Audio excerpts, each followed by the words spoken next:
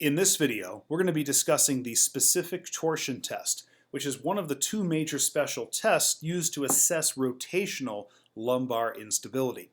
The other one, which is the prone torsion test, we'll be discussing in the next video. To perform the specific torsion test, the patient's going to be positioned in side lying facing the PT with their hips flexed to about 20 to 30 degrees. The PT then rotates the patient's trunk in the same direction as the ceiling side, so rotating it toward the ceiling, by grabbing and pulling up on the patient's table side upper extremity. That's a mouthful, so here's what it looks like.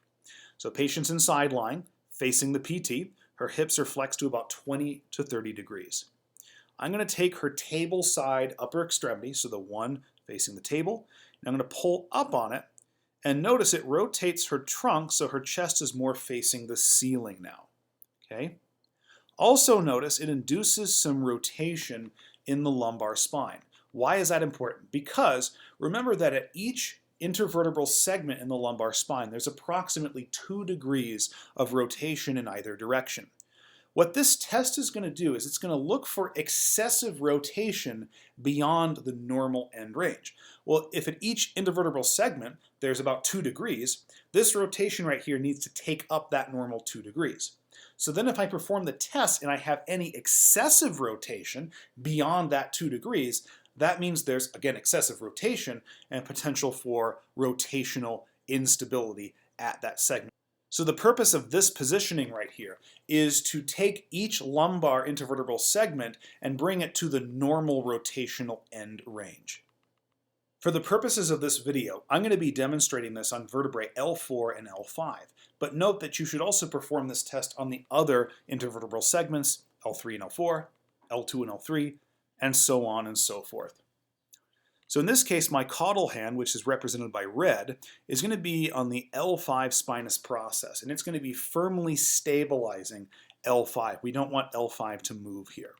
Now, the stabilization in this test is different than we saw in the anterior and posterior shear tests. Okay?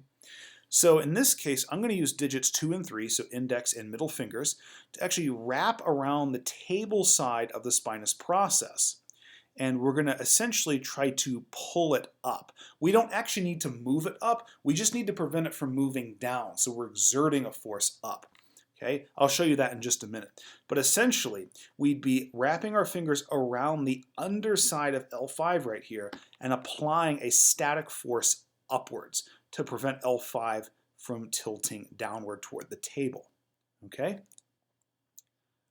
Now my cranial hand, which is in green, is going to be on the L4 spinous process.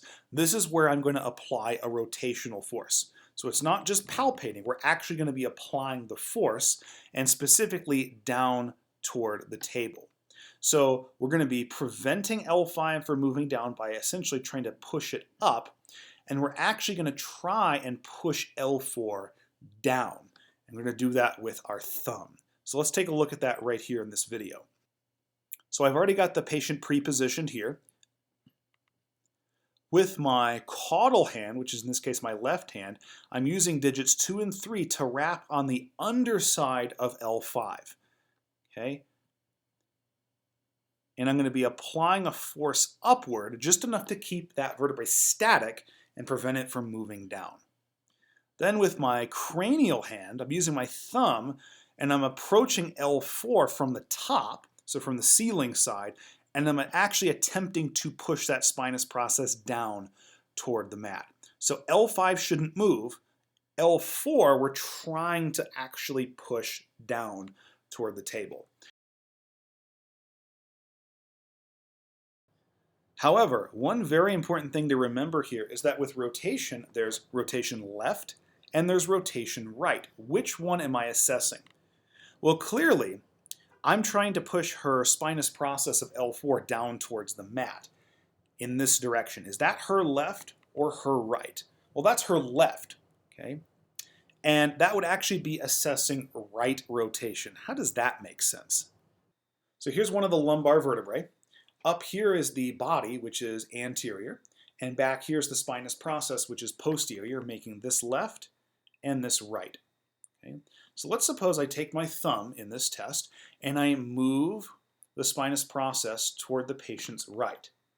Now notice that the vertebral body, really the anterior part of the vertebra, is now facing left. And considering that's how we name the movement, that means that if I take the spinous process right, I'm actually overall moving this vertebra left, or rotating it left. So whatever direction you move the spinous process, you're actually rotating in the opposite or contralateral direction. Okay? So we'll then take this vertebra back to neutral. And then let's use our thumb to move the spinous process left. Now notice that the body, or the anterior part of the vertebra, is now facing right. So when I move the spinous process left, that would actually be right rotation. So the way I was performing this test, I'm actually trying to move L4 to her left. I'm actually assessing right rotation. So there's two ways to think about this. One, whichever direction you're moving the spinous process, you're assessing rotation in the opposite direction. Or you could think about it, whatever side of the patient is facing up, in this case her right side, that is the direction of rotation that I'm assessing.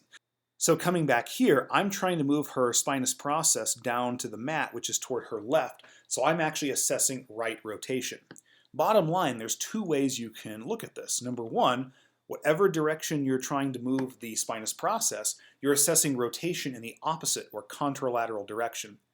Or you can think about it, whatever side of the patient is face up, that's the direction of the rotation you're assessing. Her right side's facing up, so I'm assessing right rotation here. The obvious downside to this test is if you wanted to assess left rotation, you'd have to have her flip over into the opposite sideline position and do this all over again at the same intervertebral segment. Now remember earlier on in this test, we rotated the patient at the trunk and the lumbar spine. And what that did is it took up all the available intersegmental lumbar rotation, which is about 2 degrees per segment. Now if the patient doesn't have any instability, we would take up that 2 degrees and there shouldn't be any more movement because we've already taken it up. They're at end range, right? So normally, if there's no instability and we try to move that spinous process toward the table, right? It's not going to move anymore because all that available intersegmental lumbar rotation is taken up. There should be no additional movement. It should have a firm end feel. You shouldn't be able to push it at all. That being said, a positive specific torsion test would be indicated by excessive rotation of the cranial vertebra, in this case L4. So even after taking up that intersegmental rotation, we still would be able to move that spinous process further toward the table because of that instability. And note that we'd also need to compare this result relative to the other vertebral levels. So if we find that they have excessive right rotation at the L4, L5 segment, we need to look at right rotation at the L3, L4 segment, right rotation at the L2, L3 segment, and so on and so forth. And compare to the contralateral side. So in this test, we'd have to flip them over and then look at left rotation at the L4, L5 segment, and so on and so forth. Again, the overall rationale of this test is that rotational instability is when you take up that normal intersegmental rotation, take them to normal end range, about 2 degrees per segment, but they still have additional rotation. Thank you for all your support. Be sure to check out my Instagram for cool science and not science stuff.